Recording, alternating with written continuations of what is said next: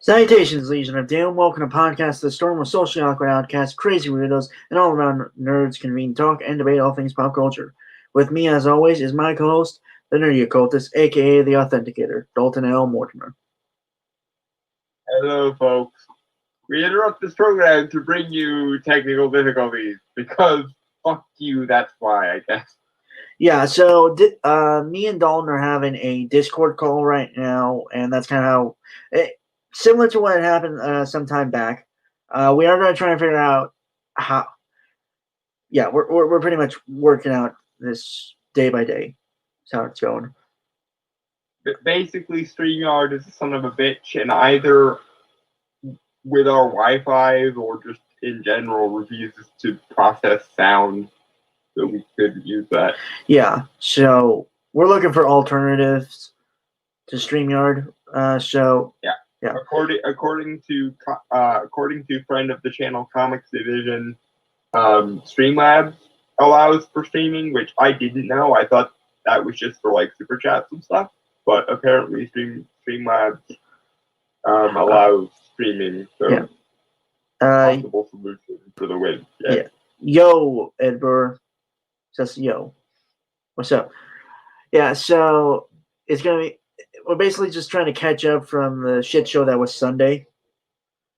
Mm-hmm. And yeah, we're just going to try and finish that. And then next week is going to be, for the whole month, next week is going to be just Halloween themed and October themed. We got a lot of stuff planned for you guys, so that's going to be awesome. Mm-hmm. Okay, so I'm going to pull up. Well, I should have opened the article beforehand, but I forgot to.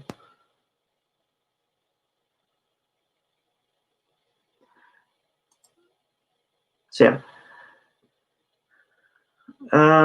Okay. Come on. All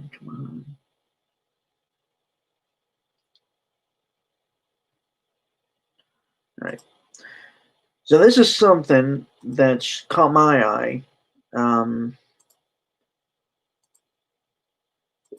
That has something to do with Netflix, and Netflix kind of been on a downhill slope for a while.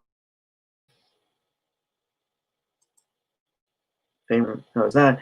Okay, so this is from ZeroHype.com. Netflix cancels The Dark Crystal: Age of Resistance after one season. This is by... This is some bullshit. I declare this to be some bullshit, and I demand restitution. Yeah, so this is by Jake Abbott, published Monday, September 21st, 2020. Okay.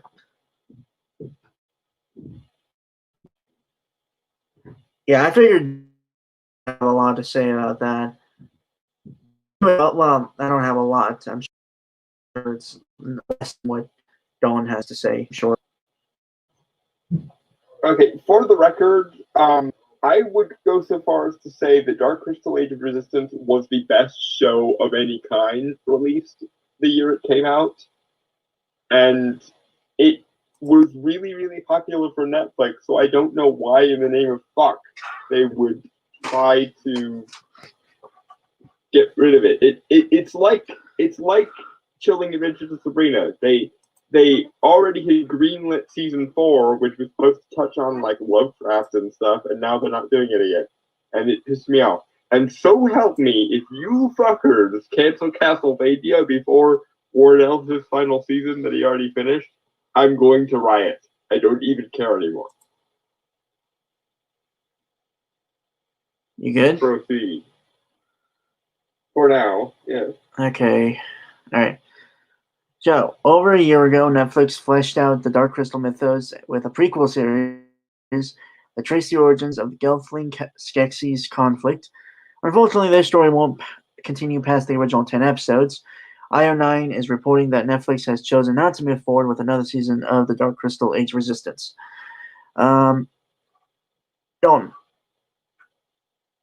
And once again, I declare this to be some bullshit. Right. All right. Yeah, no, it really is. Because it's kind of a cliffhanger ending. I mean, we know how it ends, obviously, but how we get there is interesting. You know, the journey and all. Yeah, we only really get introduced to the Gartham at the very end of the very end of the first season. So apparently we're not gonna see the Gartham Wars. We're not gonna see the evolution of the Crystal Bats. We're not going to see Deep's corruption as a result of absorbing the darkening. We're not going to see the decay of the Emperor. We didn't even get to see any of the other mystics outside of the Hunter, which is or Archer. the Archer rather. And the Archer's fine and all, but I really, given how awesome the Emperor of the Skeksis looks, I want to see how awesome the Grand Mystic was in his time, because they're supposed to be counterparts of each other.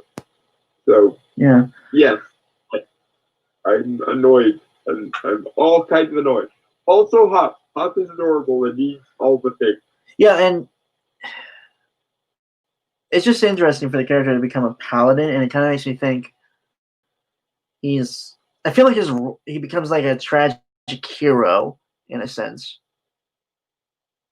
My estimation, at least, was when the two Gelflings that the movie follows are born.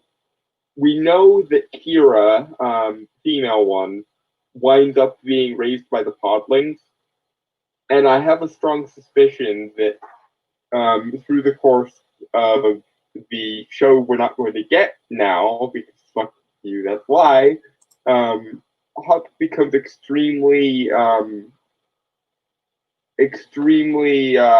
high up in his culture's like hierarchy of respect, and therefore becomes like an elder, and then he takes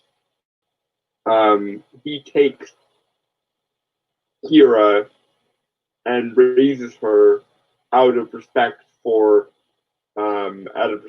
his fallen comrade, because that seems like a very Hup thing to do, and will also explain why the fuck she was raised by the public.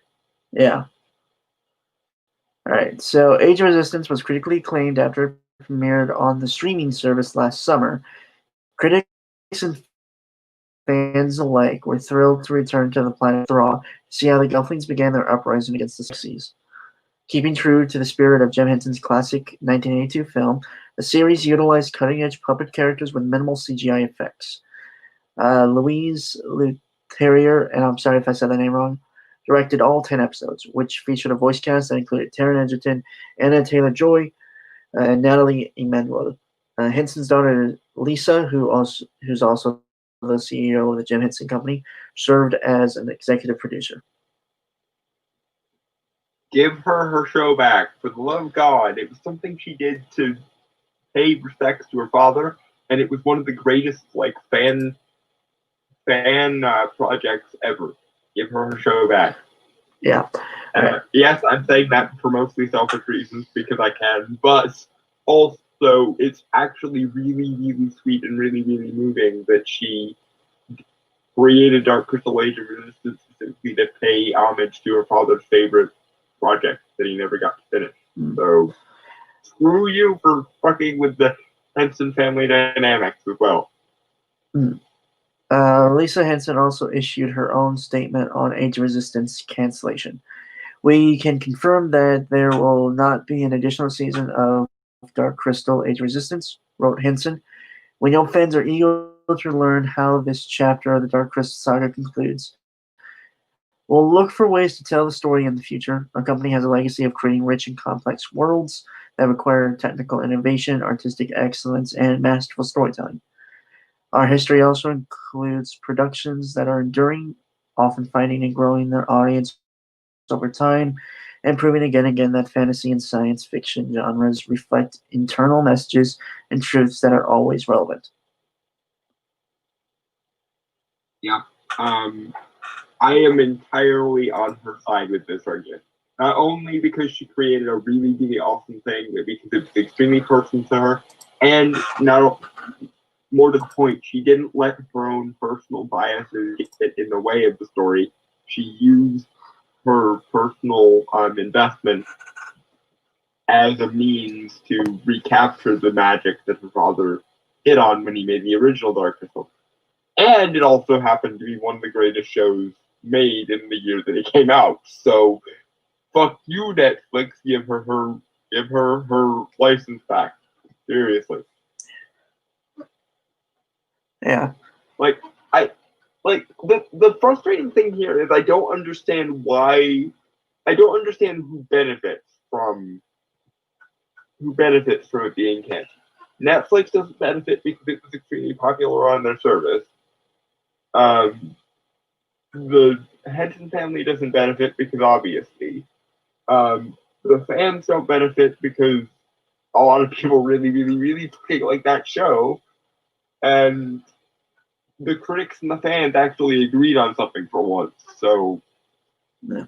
like, there is no upside to this. There is no pragmatic or personal benefit to this. There isn't even like no one was bitching at Dark Crystal Age of Resistance for being not diverse enough. So it's not like there was even a moral argument for this. Like there is literally no upside and like 5 different levels of downside to this. What the actual fuck, Netflix? I can understand putting it on hold. I can understand waiting and being like, well, because of restrictions and COVID and whatnot, we were choosing to save season 2 of Dark Crystal Age of Resistance for later and everything. But to just straight up cancel it is really, really annoying. It's like everything else.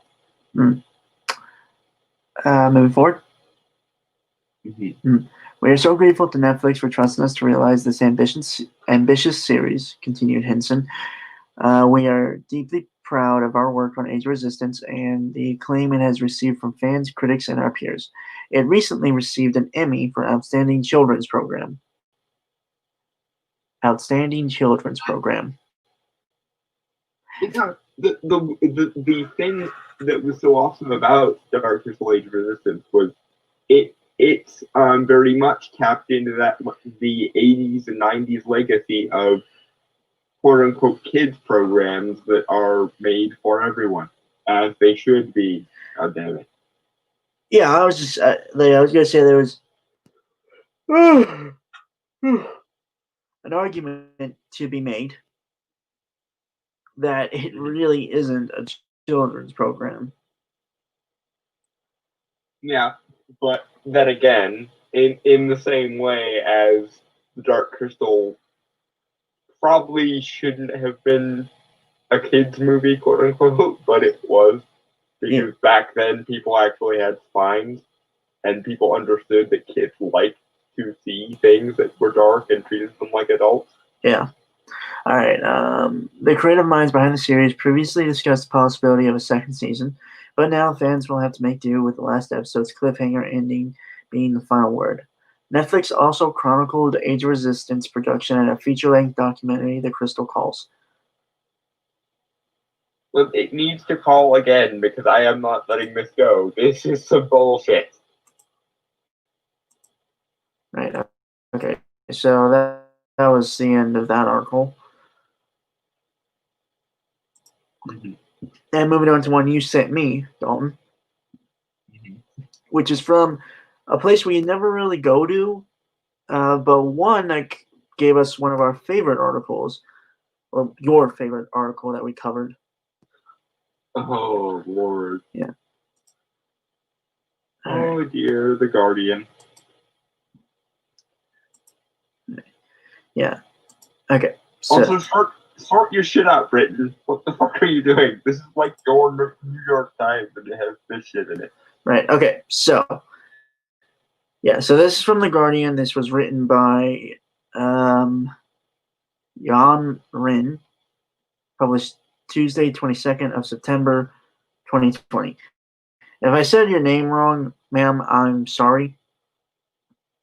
Mm-hmm. Right. Okay. So Mulan, why it was a missed opportunity to create a strong Asian woman on screen.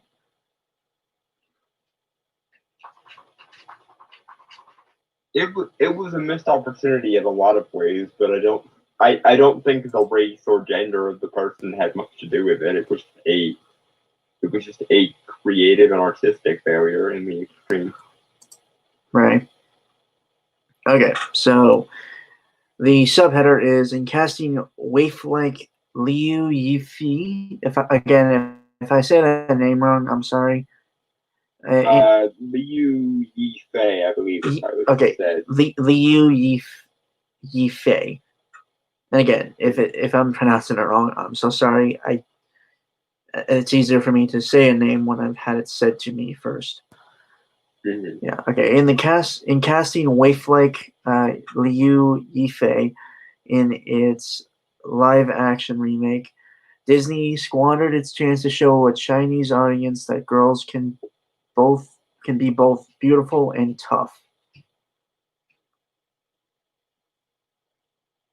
Okay, I don't think that her body type really had much to do with it, because that is the Chinese and Asian beauty standard generally is the very hyper feminine. Like even male Asians tend to be more in the like Shaolin monk side. sorry. Shaolin monk warrior side. Yeah, like the most famous male icons of Asian beauty are like I forget person's name, Crouching Tiger, Hidden Dragon, uh, Bruce Lee. Why the fuck did that take me more than 5 seconds?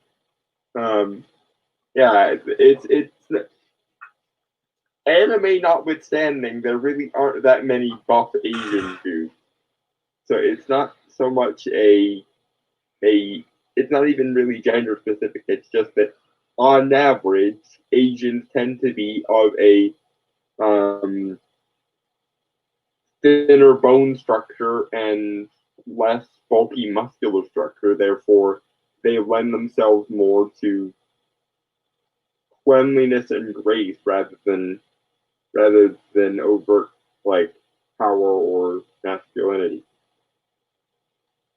So moving on to the actual article. Mm-hmm. As a child who grew up in China with little exposure to Disney until I was 8, the idea of a princess marrying a prince and living happily ever after was something entirely foreign. I find that a little bit odd, just because I'm somewhat familiar with Chinese like folklore, and it's not like there's a shortage of princesses or anything in Chinese folklore. Hell, as far as I can remember, the Chinese actually had their own version of Cinderella, and funnily enough, Aladdin was originally a Chinese story, not a Middle Eastern one.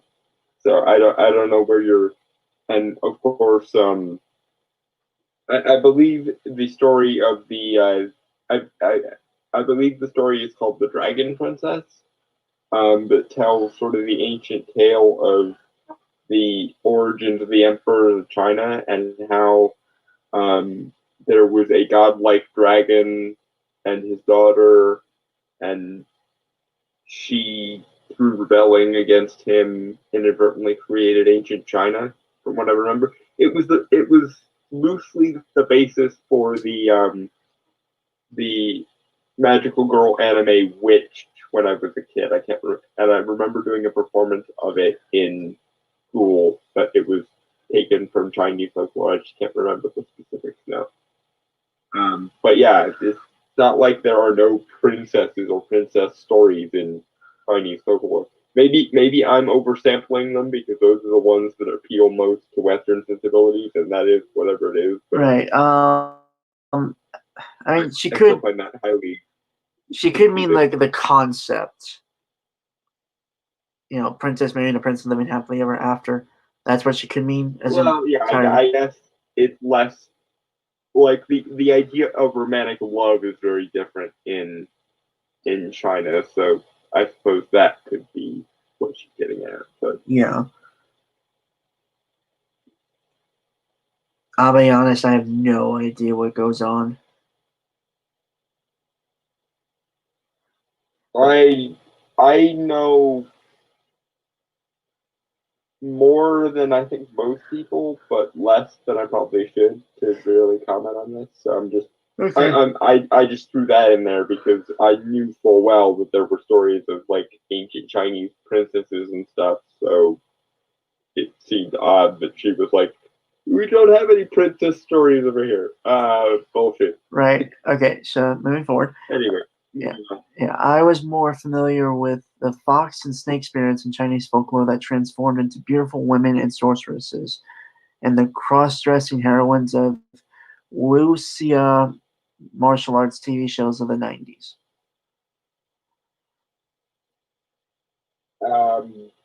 That's actually fair. I believe the fox spirits she's referring to are called kitsune, if I'm remembering correctly. Although they may be Japanese, if so, I may have made a complete dickhead of myself just now, and that's fine.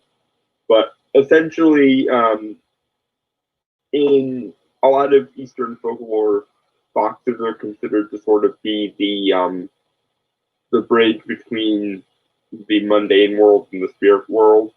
And foxes that live a particularly long time can actually begin to develop magical powers according to the folklore. And um, basically, basically, those types of spirits in Chinese folklore are most analogous to something along the lines of like the Cheshire Cat in English folklore. It can disappear. It can change its shape. It can take on human form. It's sort of a trickster spirit or fey-like creature. So yeah, I don't know as much about the serpents that do the same, but I'm perfectly. It seems perfectly reasonable that they would exist. I'm just less familiar with that particular strain of mythos. Moving on. Okay. So I was surprised then that Disney's 1998 film Mulan was more relatable than Sleeping Beauty. Mulan was not only Chinese, but had a mission greater than marriage: save her father and country, and she didn't need saving herself. So in that, if I didn't know, if I hadn't watched Mulan prior to this, that makes her sound very much like a Mary Sue. It does, but she's not. Well, yeah, I know. I'm saying that's I get what she's saying. Although I will say I don't get this hate on people have for the classic Disney princesses either, because like Cinderella like worked her ass off every day. She was literally like a house slave. Sleeping Beauty, the main stars of that movie, as far as I'm concerned, are the three good fairies, Flora, Fauna, and Merryweather. So it's not like it's not like it's not like the message of classic Disney is um, just hope and pray and everything will work out fine. Like the whole dream is a wish your heart makes that Cinderella had was very much what she used to keep herself sane while being enslaved to her evil stepmother. And most of the negatives in Sleeping Beauty are Maleficent's fault. So I don't know this weird hate on people have for the classic Disney movies, even. But moving forward. Yeah. All right. For Disney, she was the first non-princess who did not end up marrying a prince. It was a mortal story. There were no spells or supernatural forces to help her fight her battles, and she did not levitate off rooftops like the Wuxia women. Her only celestial remedy was a plump cheering squad of ancestor spirits and a funny little serpent called Mushu. Well, wasn't he just a little dragon? Yeah, to be fair, Mushu was supposed to be a dragon. He was still really, really teeny tiny one. Yeah. But I was about to say like no supernatural elements, and then of course she brought up the dragon, the cricket, and the ancestor spirits, so it's fine. Although I don't understand how the story involving spells would make it any like less impactful. Like the only aspect of the 2020 Mulan that worked was the fact that they upgraded the villain from just a random Hun to an actual witch. They still had the irrelevant male military commander dude, but honestly, if anything, I would have just preferred they get rid of the irrelevant military commander dude and then have the witch be the main villain. That would have been the most sensible thing to do. yeah. As much as I like Mulan, I do. It's not my favorite of the Disney Renaissance, but it's up there. Nobody remembers Shan Yu. Nobody, and I'm surprised I even remember the dude's name.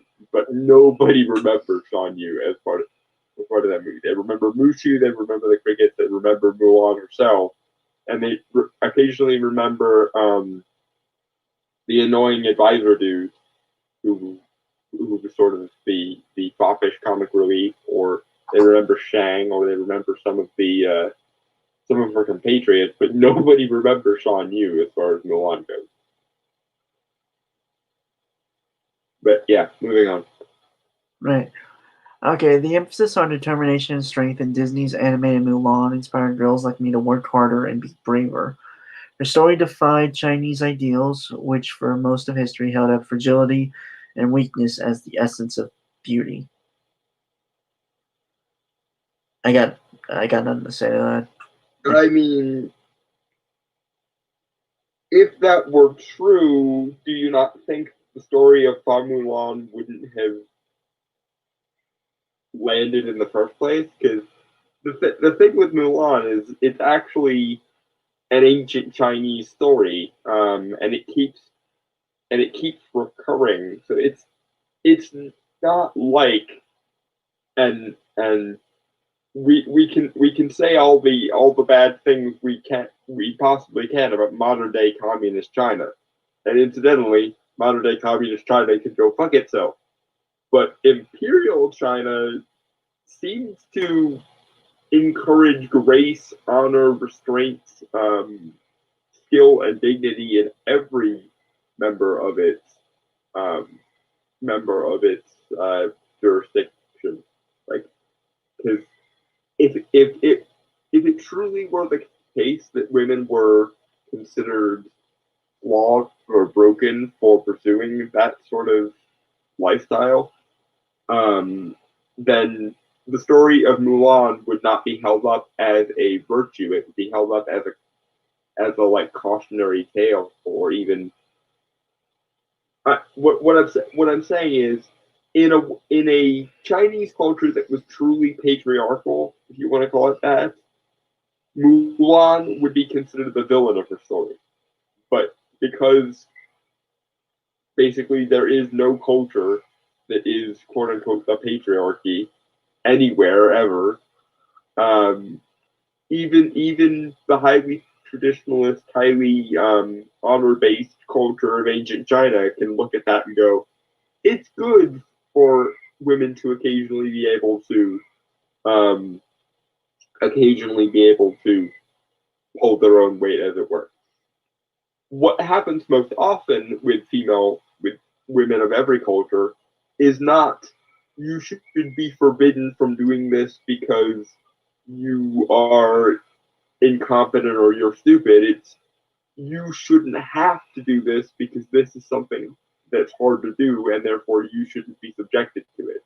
It's basically the ancient Chinese method of going, excuse me, milady, but why don't you let the servants handle that because you're too important to do that for yourself. And that's usually the rationale of almost every culture. Moving on though.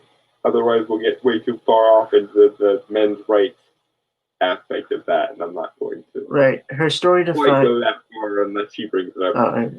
Right. From the frail and often sick Lin Dayu in the great Chinese classic Dream of the Red Chamber to the deformities of bound feet that stopped upper-class women walking, patriarchal society had long fetishized the physically compromised woman.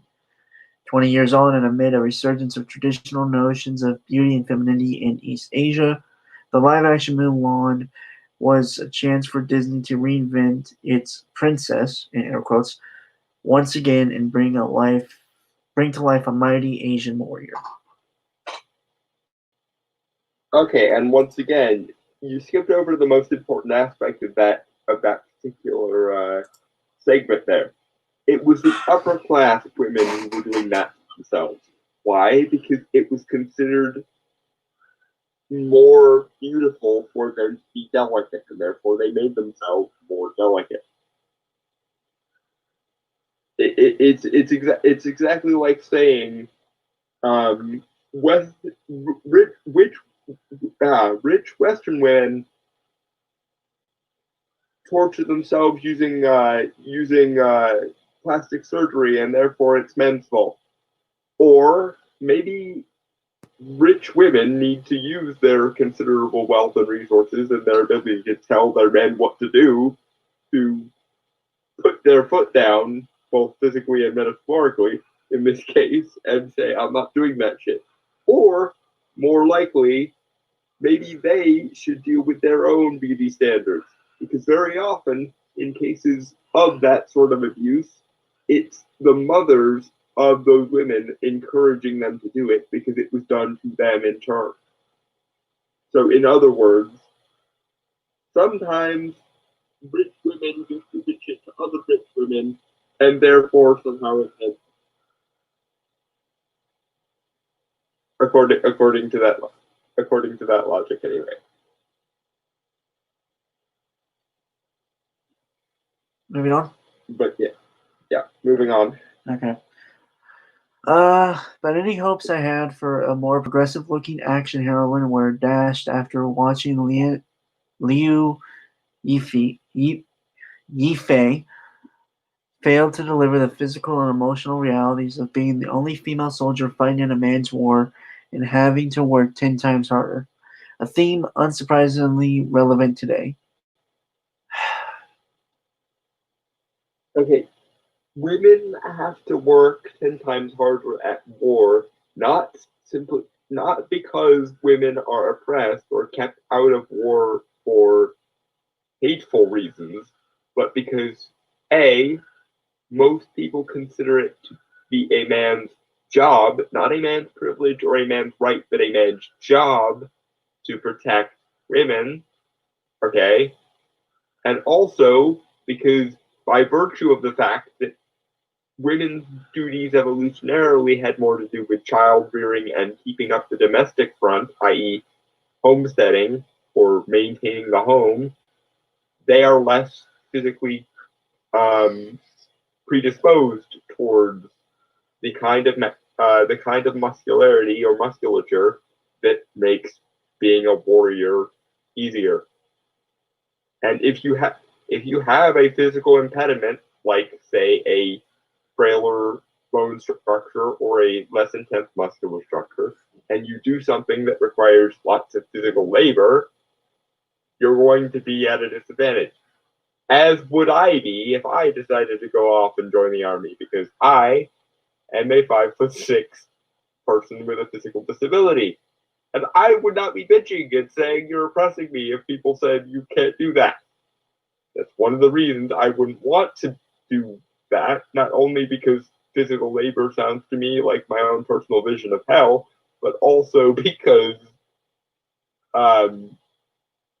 if you can't pull your weight in a sphere of civilization that requires rapid, decisive, and often costly action, you probably shouldn't be there. Not for any moral reason or because you are hated or kept down, but because you are making your army worse at being an army. If you make your own personal indulgence more important than the actual accomplishment of the goal. And also, why the fuck would you want to join the army if you had the option of not joining the army? Physical labor sucks, generally speaking. Not saying other people don't have the right to pursue it if that's what they want to do. I'm just saying, why are we treating the ability to go off and die for your country as a positive thing instead of the incredibly taxing, emotionally draining thing that it is? Men have to work, and therefore men have privileges. Sorry. It's the wrong kind of spiel, man. Yeah. At least at this moment. Okay. Yeah. Her physique is daintier than Zhang Zihi's in Crouching Tiger, Hidden Dragon, whose portrayal of a female warrior was itself considered a way to feminize and glamorize the martial arts. And the endless flashcuts to her stunt double during fight sequences also leaves the audience wondering why there was little effort to train her up for the role, fitting in with Mulan's own transformation from Weaver Girl to Warrior. That's actually a somewhat valid complaint, to be honest. Well, I mean it is, but again, I have to wonder, like, has she ever seen martial artists work and do what they do? Because martial arts tends to emphasize flexibility and well, no, grace more than physical. Don, I think we have to explain where our viewpoints on that statement is, because I feel like there's a little difference in how we're viewing that statement. Yeah, I feel like this would be the kind of thing we should call Mr. E for, because he actually has like 3 different black belts. But as a general rule, physical force isn't really. I don't think that's what she's talking about. I think she's talking about, like, how I'm seeing it at least is that the actual actress who's playing Mulan really didn't do a lot of her own stunts is the thing. No, and that is a fair criticism. I'm just she mentioned Crouching Tiger, Hidden Dragon, and that kind of fucked me up because she seems to be implying that the female fighters in Crouching Tiger, Hidden Dragon were portrayed as really graceful and feminine, whereas the men weren't. And I'm just like, has she seen a martial artist do their thing before? Because flexibility and grace are way more heavily focused on in martial arts than strength and power tend to be.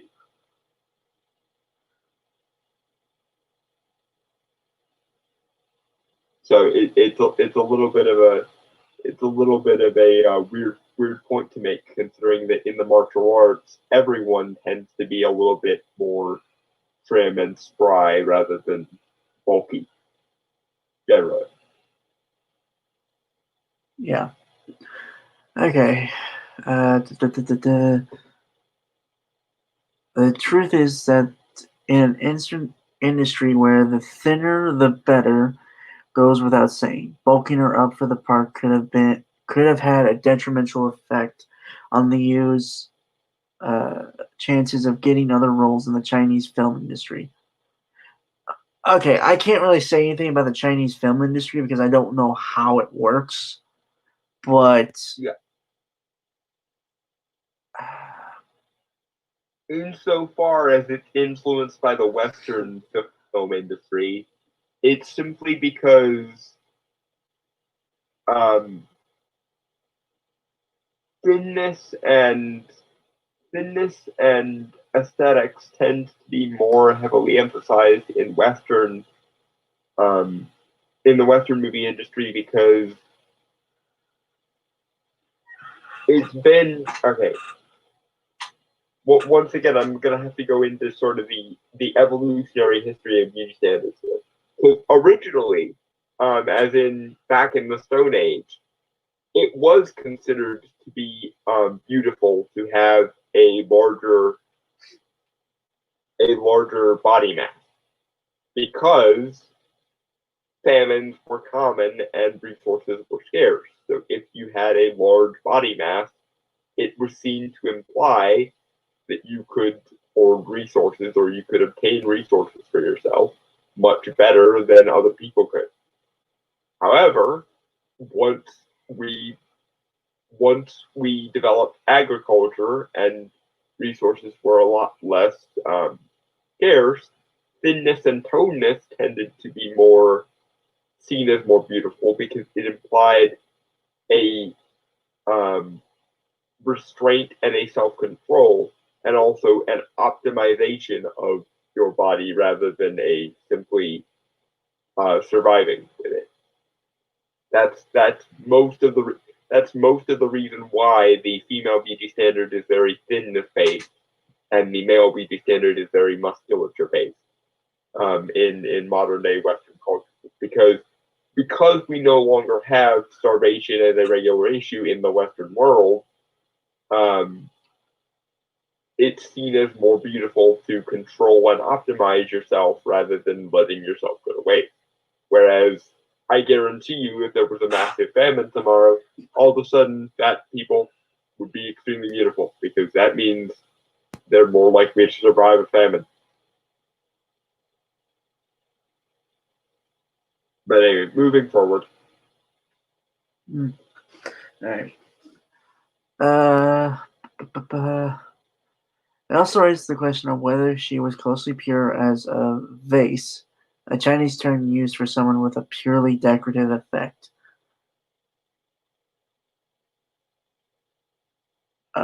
Again, I can't really comment because I don't know the inner workings of. Yeah, on that one, I've got nothing. Yeah.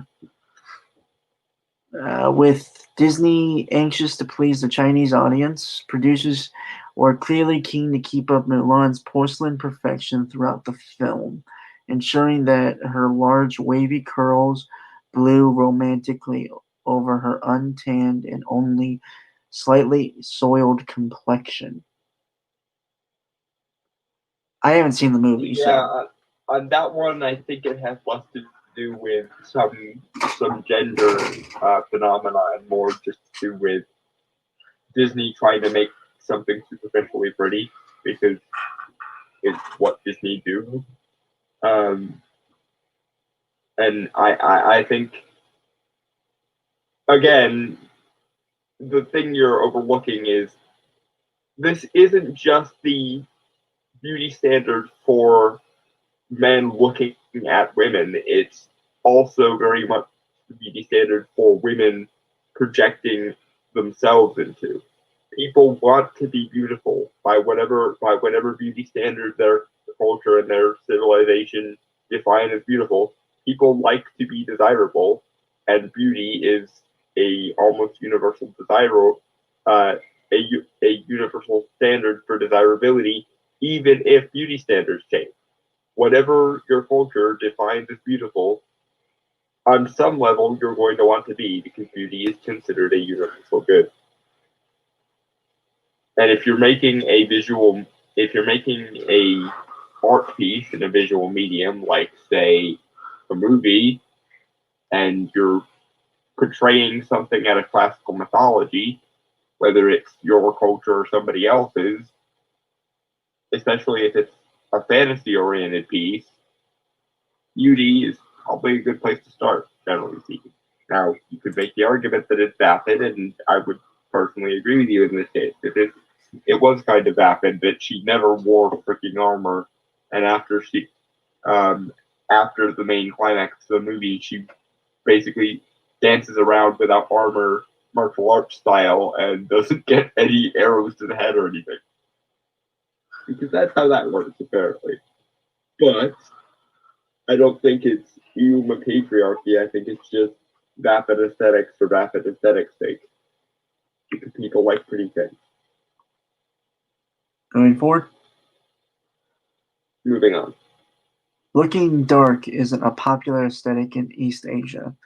Contrast this to Zhao Wei's 2009 portrayal of Mulan, which more closely resembles a hardy, war-torn soldier. I don't know who that is or heard about that. Yeah, I can't.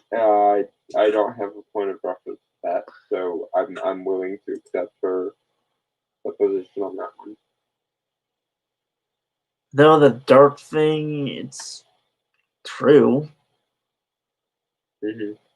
I mean, I'm sure everyone knows about this. That one commercial, Chinese commercial about the, what was it? Washing machine soap. Mm-hmm. You know, where they put a black guy in and wash him, and he comes out Asian. Yeah. And somehow we're racist for some reason. Somehow. Whatever. The homogeneity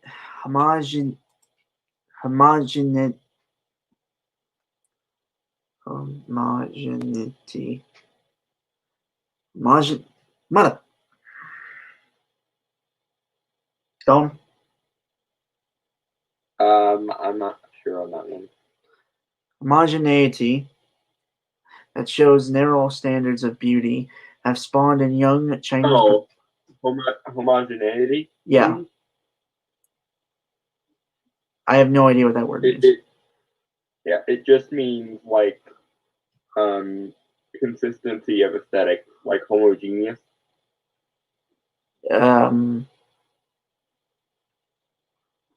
Okay, whatever. I'll take your word for it. Okay.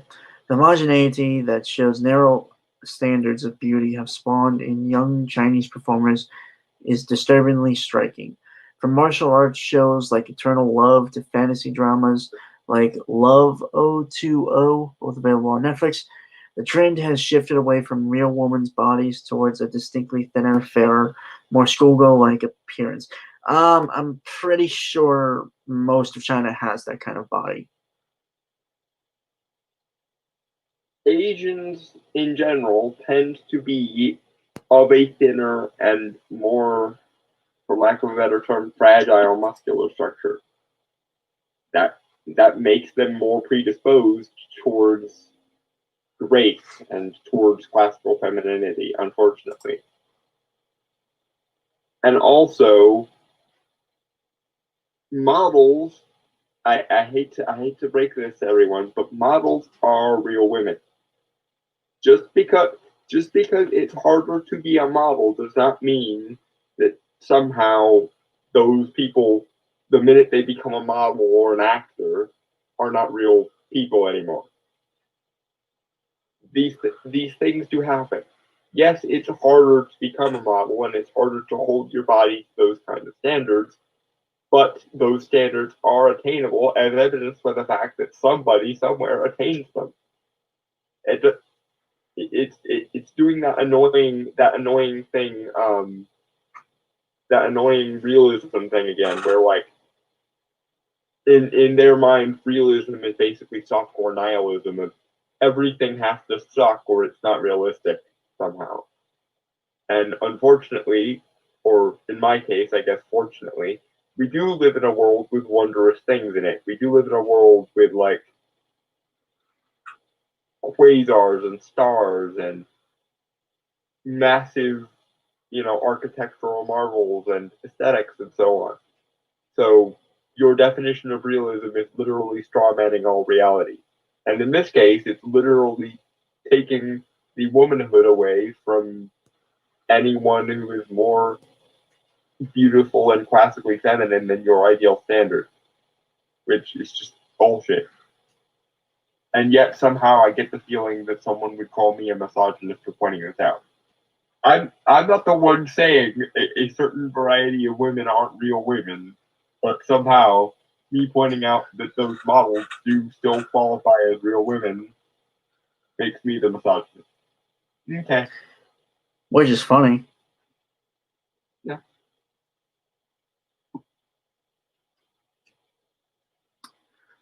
All right, moving forward. Yep. Yeah. Okay. A few years ago, a Beijing film director told me that going under the knife had become a rite of passage for aspiring actresses. Facial contorting surgery that shaves the jawbone to achieve a slimmer V-shaped face has also become popular and has made Seoul a mecca for plastic surgery. Again, I don't see how that really relates. What she's saying that because so many actors choose to avail themselves of plastic surgery, that means they're basically oppressing themselves and they hate themselves, kind of. Well, I would honestly. I mean, Yeah, I get the record, point. I'm against plastic surgery just on general principle, unless it is removing things. My personal standard for plastic surgery has always been, as long as you're removing things rather than putting things in, I don't really see anything wrong with it. But on general principle, I don't like plastic surgery as a general rule. I find it to be sort of counterproductive and counterintuitive a lot of the time. But if people of their own free will choose to engage in that, I'm not going to stop them, because if it hurts anybody, it's only really hurting themselves. And unfortunately, the freedom of speech and the freedom of action require the freedom to do things that other people consider to be wrong. And as long as there's nothing inherently amoral or inherently immoral about it, which there isn't, I literally am confined by my own principles not to give a shit. I disagree with your choice to do this, but beyond simply making the argument of you shouldn't do this for various reasons, none of which have to do with morality, and everything has to do with your sense of self-worth and your own body's health. If I fail to make those arguments, then my hands are tied. Yeah, it's pretty much like I don't agree with it not on the fact that the writer's proposing. It's more of the fact that that's more of an issue with like how it does seem to be such a popular thing that my issue is that since it is such a popular thing, is that the actresses and I assume models and stuff, like,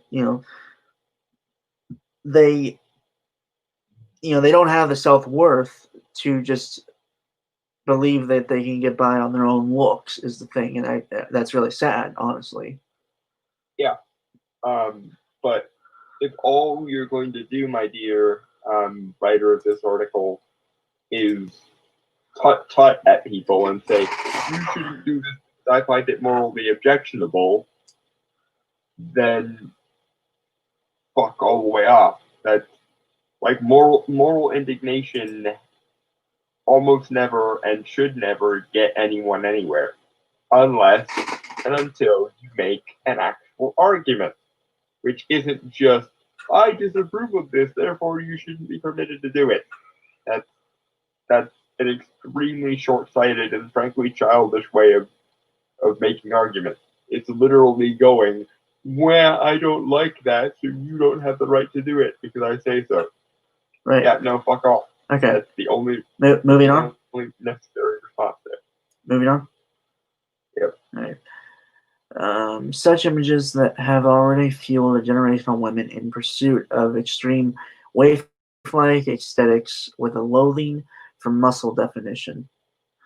2018 paper found that among thousands of female university students, 27% were found to be underweight, classified as having a BMI below 18.5 because of an ultra thin ideal, and that the problem was potentially more severe in China than the West.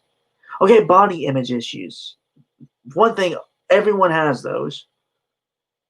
And yeah, that's more on the individual than like a society thing, I would say. Yeah, yeah, and I mean, I'm not like trying to downplay it. Obviously, I'm just saying that the point at which an ideal becomes destructive is the point at which it literally becomes destructive. It's not the ideal's fault that human bodies simply don't bend that way. To paraphrase a meme from Fairly Odd Parents, it doesn't bend that way. But that doesn't mean the ideal is wrong, and it doesn't mean the person is wrong wanting that. If anything, this is a sign of incompetence. If you can't get yourself to your ideal standard in a way that is healthy, it's not you and it's not the standard's fault. It's simply you don't know physiology well enough to manage this. And if anything, my solution would be educate people on the nature of physiology more. So that way, if a person does want to be underweight, they can manage to be underweight in a healthy way, and then at that point, no one will care because as long as the people are healthy and they don't harm themselves or others through the process, and they can manage their own beauty standards, then how about you? But my issue with you, writer of this article, is I think that even if it was the far distant future and we learned more about physiology and people could be as underweight as they like and still maintain their health, you would probably still have a problem with it. I, at that point, would not have a problem. My issue is whenever anything is self-evidently destructive, then it's probably worth reevaluating. However, if the harms are removed, then I don't care.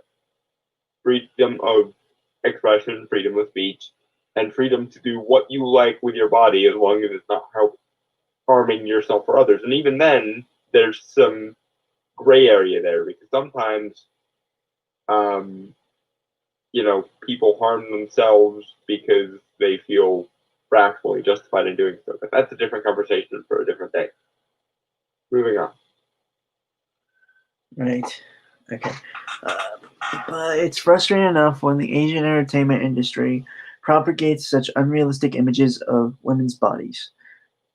When Disney panders to it and projects it to a global audience, it sends the message that looking like a Disney heroine will forever be more achievable than becoming one. Mulan was a chance for Disney to show Asian girls that they could be beautiful and strong at the same time. There were no shortcuts or stand-in doubles in real life, but they too could join the army or pursue sports and be proud of the muscles they build. Okay, but I don't know. That's Well, for one thing, and again, I realize I've already established this, but it's still one of my pet peeves. They are realistic body types because people in reality, as in the world, actually hold them. First of all, and second of all, you can you can be both thin and strong without even necessarily building musculature. there are literally techniques in powerlifting that can minimize what's called musculature hypertrophy, I believe is what it's called. Well, okay. Huh? Nothing. Please finish your thought and I'll say something. I was just saying that there are ways of doing strength training without necessarily building musculature. The term for musculature growth in like bodybuilding and powerlifting and stuff is called musculature hypertrophy. You know, but you can do strength training without encouraging hypertrophy. So even the notion that you have to be big and bulky in order to be physically strong is kind of bullshit. Yeah, you don't have to look like Abby from Last of Us Part 2 to be a woman. I have not seen that, so I don't have a point of it. It's a joke. That's at this point. It's basically like she basically just looks like a dude with a female head. That's it. Yeah, but yeah, no, there are different body types when it comes to being muscular. Like you don't have to look like a what's the female equivalent of it? Well, an Olympian. You don't have to look like an Olympian athlete. And even female bodybuilders and so on don't really often look like, a gender swapped Arnold Schwarzenegger. They often look closer to someone like Gal Gadot. Or Gina Gal Carano. Gadot, Gal Gadot and Gina Carano literally were involved in Gal's case, the military. So if you wanted to hold her to a realistic body type in a way that actually means, you should have held her to the Gal Gadot style of musculature. Yeah. But you didn't, because I think what you actually want is to undermine any consistent beauty standard whatsoever, because you think any consistent beauty standard whatsoever would be oppressive. I mean, you got the Amazons, which are warrior women. And I'm not just talking about the DC Comics version. I'm talking like the actual mythology version.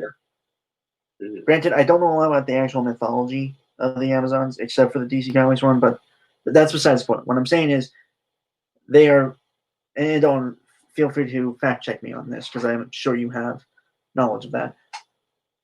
They are beautiful, right? Like in a certain kind of standard we have. Yeah. Specifically the Greco-Roman standard, which is basically where we get a lot of our modern standards from. Right, but they are badass warriors, right? Yeah.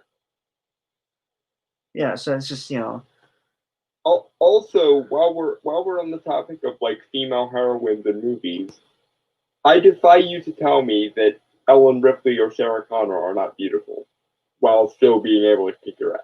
I defy you to tell me that Ronda Rousey is not beautiful, even though she could clearly kick probably any one of our asses here from Kingdom Come in like 5 seconds. Oh yeah, true. And I'm sure there are a bunch of others that we're not thinking of. And feel free to let us know in the comments of like badass warrior women. Yeah. But yeah, what you're asking for makes very little sense at all. Yeah. And it seems very much like you're just arbitrating and preening over this person. Like this is my issue very often with the realism complaint, especially when it comes to like body types. In a way, all you're doing is trying to invalidate someone. And when you're trying to invalidate someone who by right has more aesthetic optimization than you, it becomes very obvious that you're just whining because you can't aspire to that, which is bullshit. Right. Because very, very, very little that comes easy is of value. Things that are of value take a certain amount of effort to get to. It's not excluding the possibility of the other, but still. Moving on. Right. Okay. For now, you're better off rewatching the animated Disney version, which will inspire you to dream big. That's the end of it. Okay, on that point, I completely agree, because Mulan 2020 was not very good. The only thing that was a massive improvement was the villain. And I still maintain that the villain of the new one is better than the villain of the other one. Right. Come on.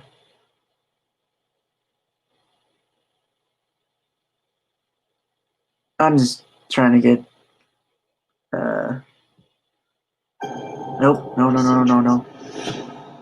God damn it. We've been fighting and keeping track of different things that move in and out of this world. For fuck's sake. I'm just getting the trailer ready. In the fucking ass.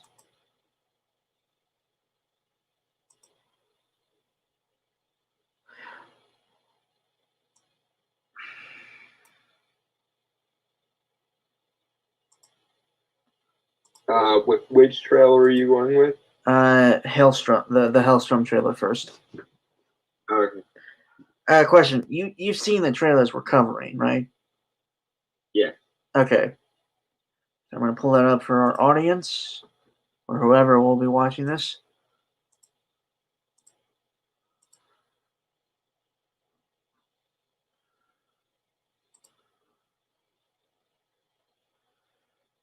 Alright, so yeah, this is the Hellstrom trailer for Hulu. This came out within the last week. Can't remember when. But yeah, I think I sent this to you, Dalton. You did. Yeah. Because I knew if I didn't, you would have sent it to me and said, we got to cover this, or like begged me or something. Yeah, Damien Helfer was awesome. Right. Well, we'll get a little more into that. I feel like we got. Yeah. All right. Banana. Hellfire. Hellfire it is. For centuries, we've been fighting and keeping track of different things that move in and out of this world. The most dangerous ones, we find a way to contain. This is one of the worst ever. Well, Okay. So the first 20 seconds don't. I mean, they're fine. It's just they don't exactly. I think it's attempting to build like ambiance more than anything. Yeah, it's just I don't think it really works though. Is the thing. Well, it's hard to judge a lot of things by their first 20 seconds. It looks. It's quite literally a slow burn in this case. Right. So, Okay, so do you want to give the audience a little bit of background for Hellstrom? Okay, can do. Basically, Damien Hellstrom is Marvel's version of an Antichrist, in that he and his sister are literally the offspring of Marvel's version of Satan. And Damien is also sort of a detective type character. So the closest analogy to Damien Hellstrom in the DC universe, I think, would be like a Constantine type, although not quite the same.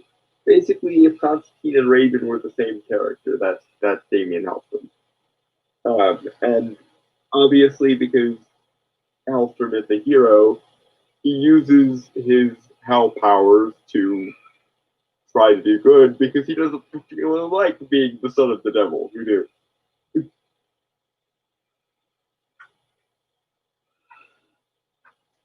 And at one point, he literally takes over his father's hell dimension and basically turns hell into a good place for a bit. And then his sister goes a little bit nuts, and it's a little. That, that's nothing here nor there. But long story short, Damien Hallstrom is the Antichrist if the Antichrist decided not to be the Antichrist, and instead decided to be a cult detective type character.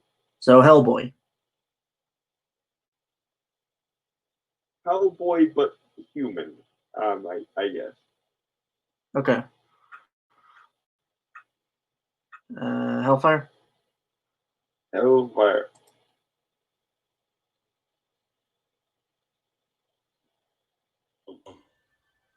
Can you hear me? The man sleep with my mother.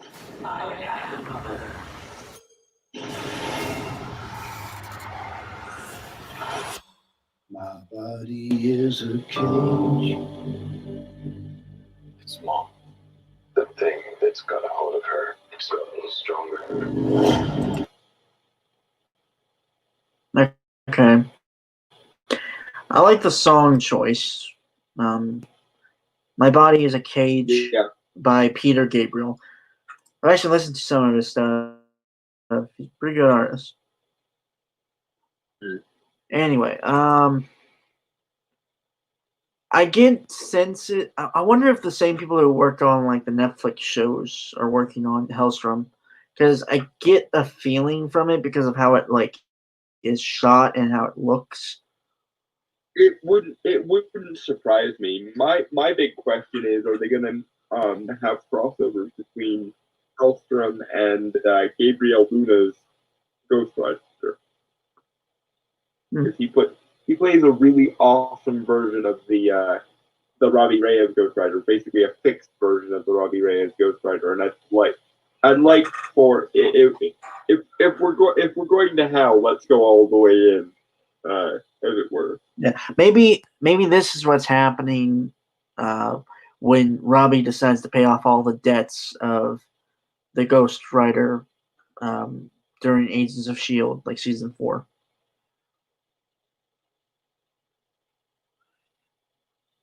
There's an episode where where the Ghost Rider spirit possesses Mac, and Robbie tells him that he'll pay all of his debts for him and stuff. I don't know. It'd be interesting. Anyway. Okay. Hellfire?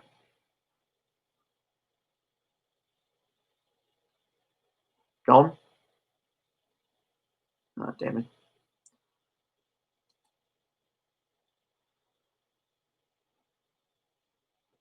One second, folks, while we try to figure things out.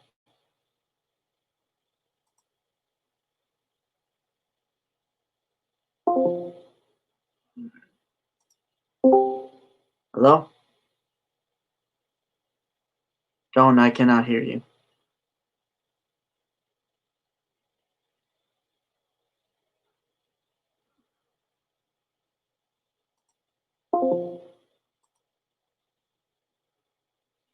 Yeah, give us a minute, folks. Technical difficulties.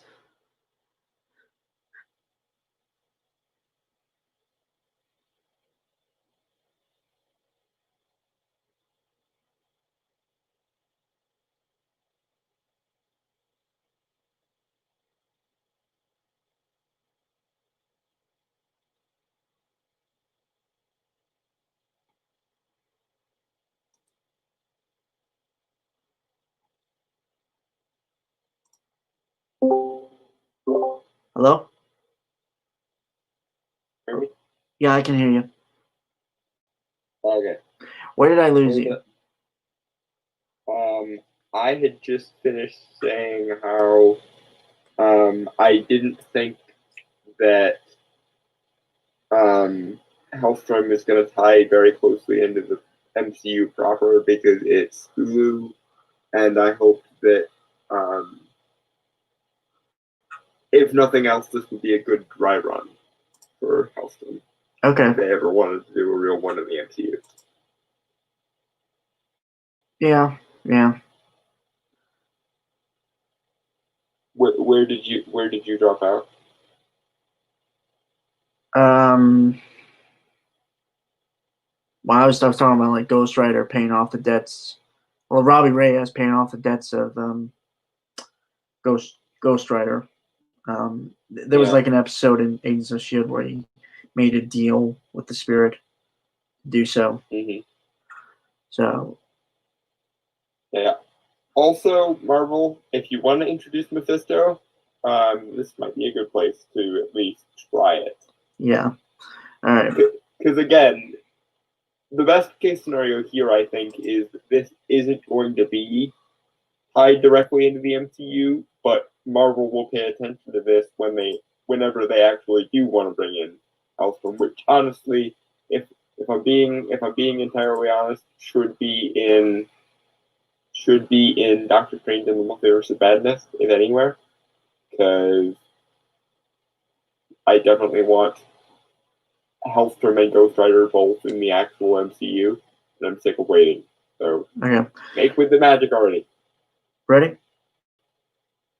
Yeah. Hellfire.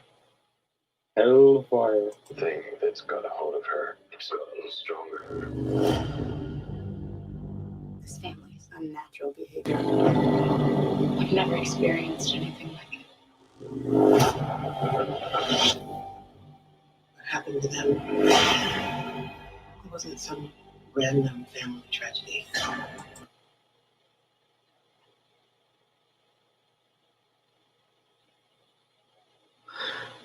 Yeah, so I don't know. It just maybe it's not my cup of tea or cup of soda, I guess. Mm-hmm. Just I mean, like, it's not a bad concept. It's just everything doesn't really seem. It seems kind of low. It seems somewhat like Iron Fist in the fact that it's not going too much into, I assume, the weirdness of the characters. And given that this is Damien Hellstrom, there's a lot of weirdness to pull from. Like there are times when Hellstrom can even put Doctor Strange to shame on the whole weirdness, and I also wish this were a little bit darker because it's about the son of the devil. Let's just be upfront about it. It's the comic book version of the son of the devil and everything, but it's still the son of the devil. So like, can we not go as usual? My standard is if you're going to play with a concept, go all in. Don't be ashamed of what you are or what you can be. Right. Yeah, and that's why I said this kind of comes off to me as Netflix's Iron Fist. Yeah, and in much the same way as my main complaint with Iron Fist was where's the damn dragon? I get the feeling my complaint with this is gonna be you took the hell out of Hellstrom, didn't you? I mean, there are some scenes that look cool and stuff. It's just, again, it feels so like downplayed. Yeah, it's like we're going. It's like Marvel's version of Lucifer. Like I like Lucifer and Tom Ellis. Yes. Yeah. Lucifer. Yeah. He does a really great job as Lucifer as a character, but why the fuck was Lucifer a cop procedural? I mean, you have so much mythology and so much folklore and stuff you can pull from with a concept like that. in the DC universe as well, and it's just like they don't bother. And in this case, it seems like you have so much lore and so like there is a darker supernatural streak you could pull from. Like you could be touching on Werewolf by Night and Vampire by Night and Encanto the Living Mummy and all the various demon lords of the Marvel universe, and you're not going to bother with any of it, I guess. And given that it's Damien Hellstrom, I expect at least a minimum of hell in Damien Hellstrom. Sorry. Right. Maybe I'm just old fashioned that way, but when you promise me Damien Hellstrom, I expect there to be Hellstrom in Hellstrom. Hellfire? Hellfire? Like, moving on? Hellfire, yeah. I thought was evil. And the mother cursed him for discovering the truth. There are other forces at play here. The demon is so powerful, it could wipe out all of mankind. We can't do this alone. We put them together now. It will be blowback. Okay. Yeah, don't play with me, Marvel. If you build up some powerful forces, I expect at least Mephisto. Cash the checks you write, Marvel. This was exactly my problem with Endgame. If you're going to have this whole interconnected universe, you're going to have this whole building things up slowly and slow burning and everything, that's fine, but eventually you gotta give people what they fucking pay for. And in this instance, what I pay for, metaphorically speaking, is the Damien Hellstrom show, is Damien freaking Hellstrom. And all of the bells and whistles that go along with that. So go with it.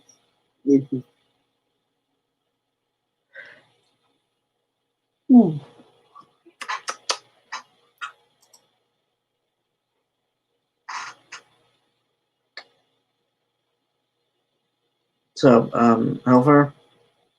Hellfire. Mm. We can't do this alone. We put them together now. It will be blowback. Please tell me the is dead. My body is a They come crawling back.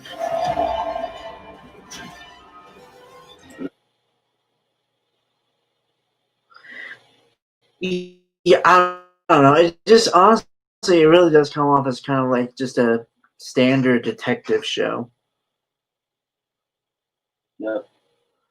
Which it's okay.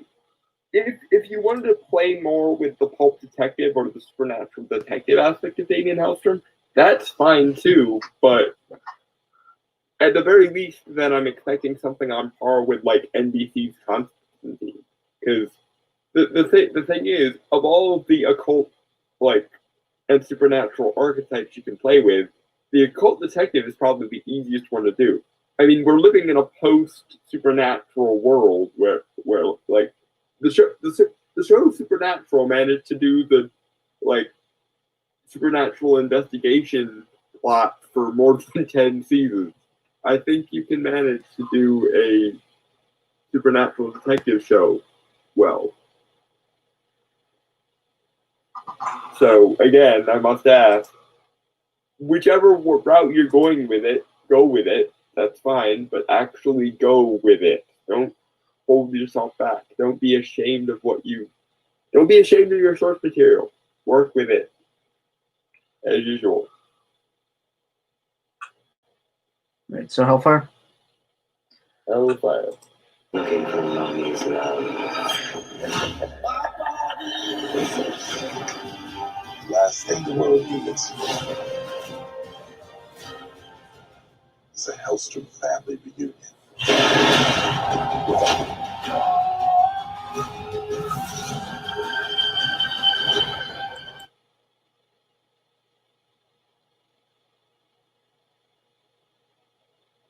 Yeah, again, like I'm just not I'm not really feeling it. No, there's something missing. Is the thing. Yeah. Like, from like the cinematography and like just the overall tone and style they're going for, I'm not really. There are so many easy ways they could epic this up a little bit, and they didn't do it.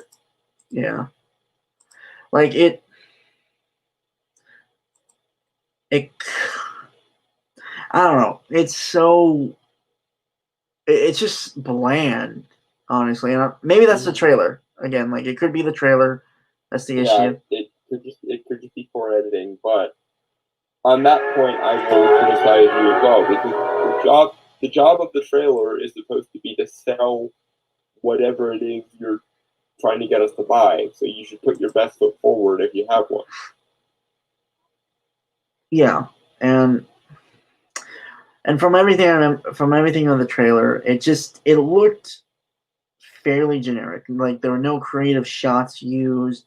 There's Yeah, it's like, well, we have this Hellstrom license. I guess we can just put I guess we can put a like two-bit like Daredevil. I'm assuming the budgets for these shows are similar to the Netflix Daredevil show. I would imagine so. Yeah. Right, and yet Daredevil was so creative and had like such memorable shots that they seemed very much out of a comic book panel, which usually they were. Yeah. It's just I don't know. Like,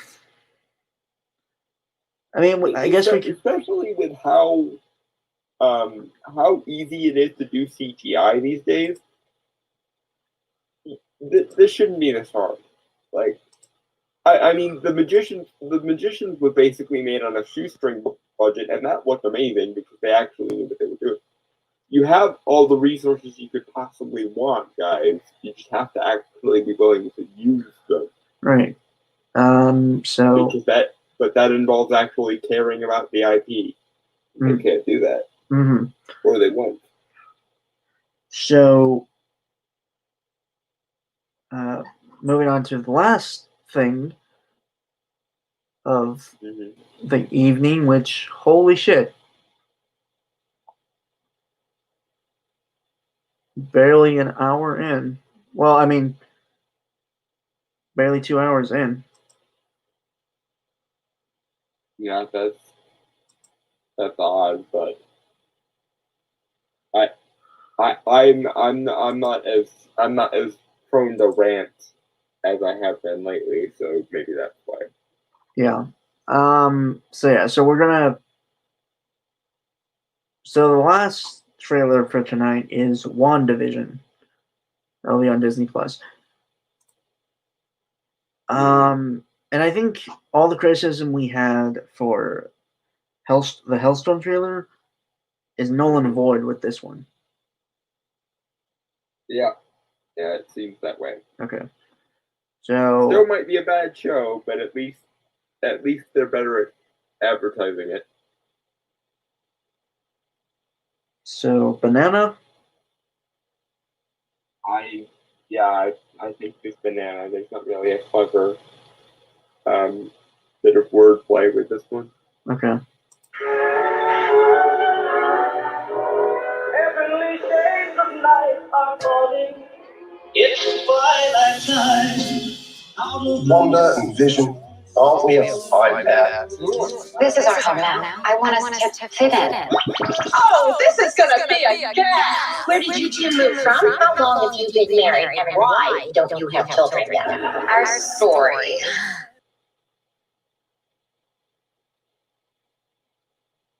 Okay, that last line seemed a little bit forced.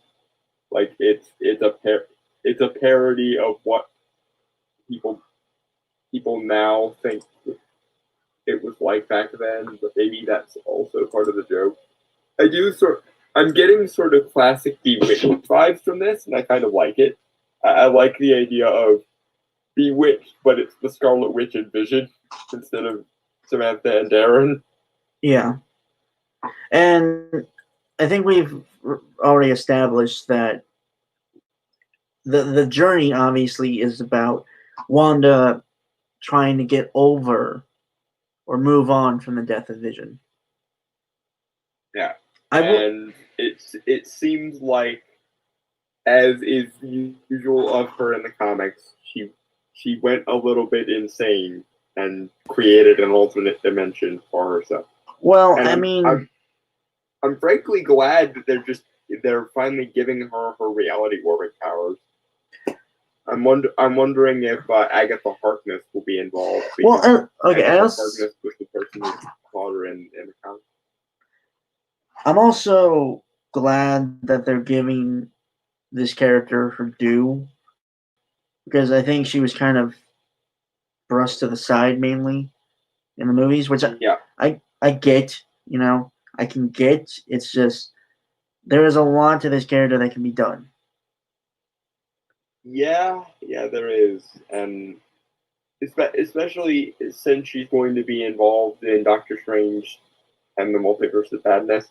Please don't make her the villain, and please don't make her literally break the multiverse. That would be forced and cliche and annoying. But I like the idea of them adapting maybe a little bit of What Is It That Disturbs You, Stephen, which is a story where Strange trains Wanda and tries to help her figure out where her powers come from. So maybe a little bit of that, maybe a little bit of I believe it's Avengers Disassembled, where Wanda goes batshit doolally and Strange has to put her down so that he has to put her in a coma basically by a sleep spell, so that she doesn't break reality. And I would have liked to have seen that in Endgame when she was laying into Thanos, but better late than never, I guess. Yeah. I also stand by the fact that she probably should have been saved and not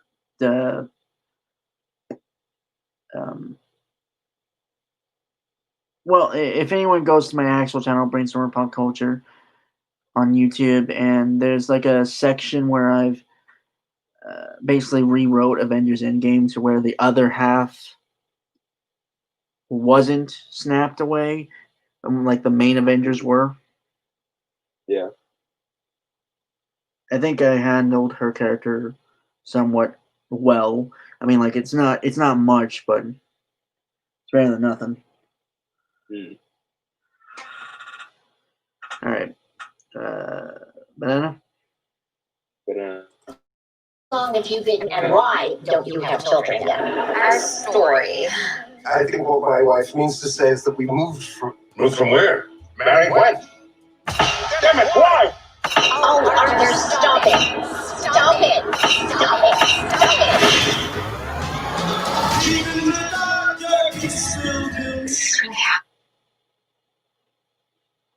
Sorry, I didn't stop it at 40. Not bad.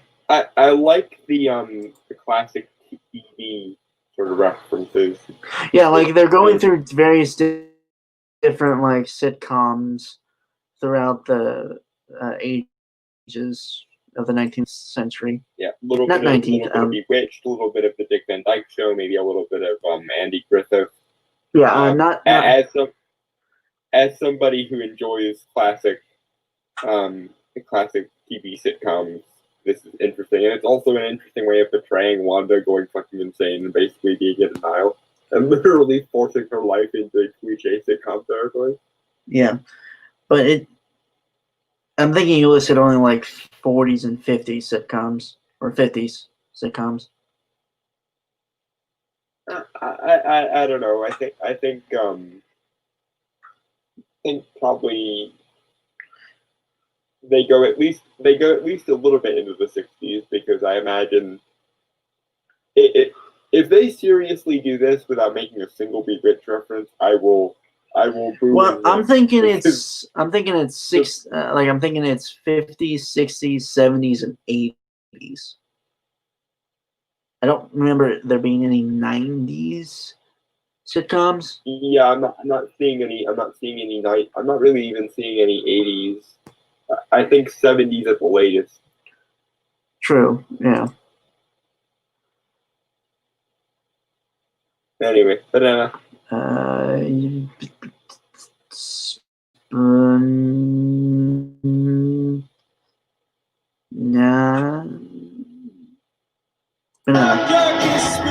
This is really happening. Like days of old, lighting the spark of love that fills me.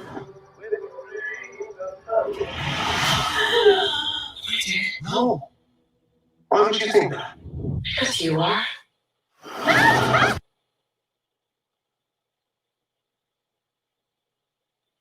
So there it is. It's a part of me.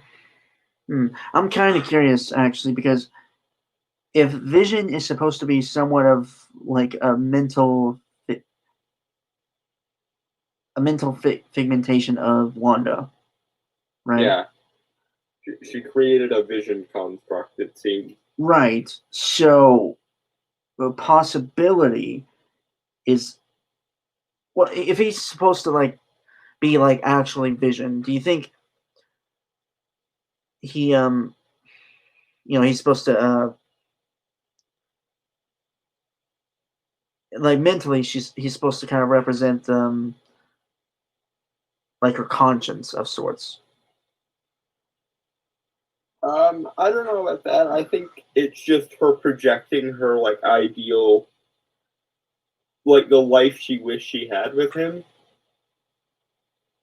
Right. And I would imagine that like he is the linchpin. I think maybe an interesting way of going about this would be like every time he died in whatever scenario they were in, she broke down again and restarted things in a different sitcom formula. Like she's trying to repress the fact that he's dead, but because her subconscious knows it keeps happening to her over and over again until she's supposed to deal with it. Or she goes complete batshit Julie because Wanda. All right. And as we know, Scarlet Witch's PMS destroys the multiverse. PMS.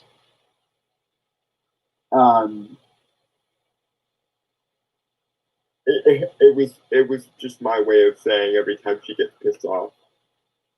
PMS is the post menstrual syndrome. It's when women's hormones go nuts every month because of their period. I got that. No, I got that. The fact that you explaining it makes it weird as hell. Anyway. But basically, every time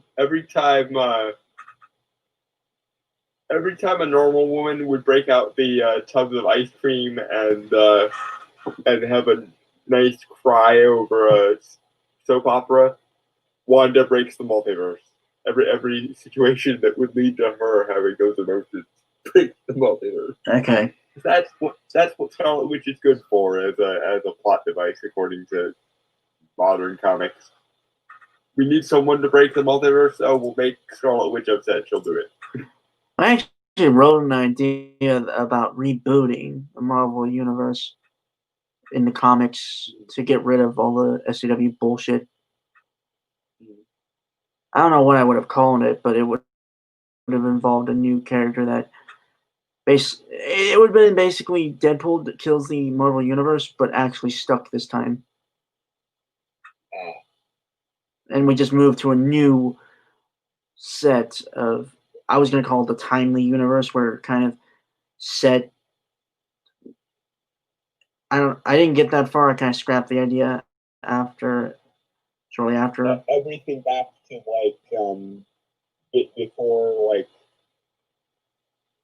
before Civil War and One More Day. Pretty much, yeah. And I put it back there specifically because that's where I think everyone agrees that even if those stories were good, that's where things started to unravel. And also, I think if you if you rebooted the universe again in the Marvel universe without annulling One More Day, the fan base would just. I don't know if Wonder would have my head if I didn't get rid of One More Day. I know that. Like, I think she's a bigger Spider-Man fan than I am. Granted, I'm more of a movie fan, but so yeah. But no, if anything, I would have done the idea is that pretty much everything that has happened in Marvel Comics history has happened, and like they're older and grown and stuff, and there's new generation and stuff. Honestly, I would have mixed in the Marvel Next comic one that had happened in like the 90s. You know, with like Spider Girl, J2, that's Juggernaut too, and stuff like there was a lot of stuff there. So I would have mixed some stuff like that and just kind of done that, honestly. Anyway. Banana.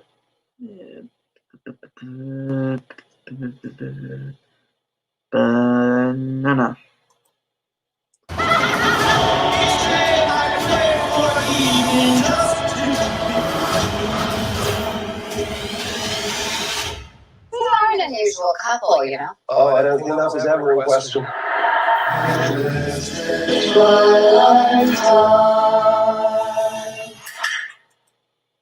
Okay. And that is everything. What a vision.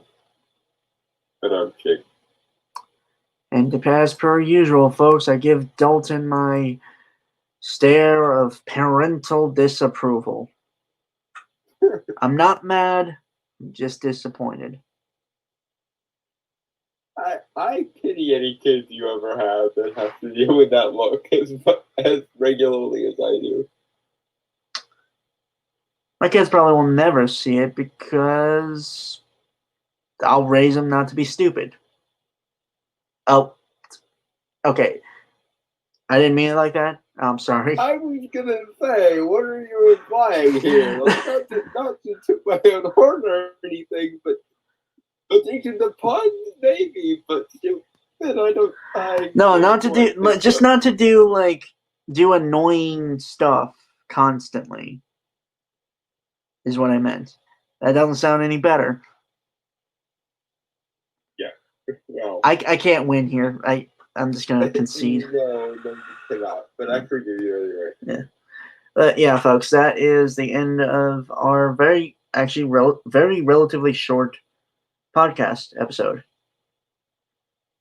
I think this might be the shortest one we have. Which is fine given how much of a pain in the ass it was to bring it to you, unfortunately. Yeah. So comic recommendations, as per usual, since I'm still reading it, I am going to recommend Batman White Knight by Sean Gordon Murphy and art by Matt. Well, not art. Colored by Matt Hollingsworth. I mentioned it earlier as an example of when Wanda goes insane, and it does involve Strange basically putting her in the magic coma so they can deal with her, which was really interesting. Avengers Disassembled, I believe, is the one where that happened. Also, I mentioned this one earlier. It's a really great Doctor Strange story. It won the Eisner back when the Eisner actually mattered. It's called What Is It That Disturbs You, Stephen? And that'll be my recommendation for if you want to see sort of the inspirations for the upcoming Doctor Strange 2 and how they're probably going to use Wanda, then I would recommend reading both of those. Right. All right. So with that, folks, I want to say goodbye, adios, aloha, avederse, sayonara, peace, cheers, and Technical difficulties can fuck all the way off.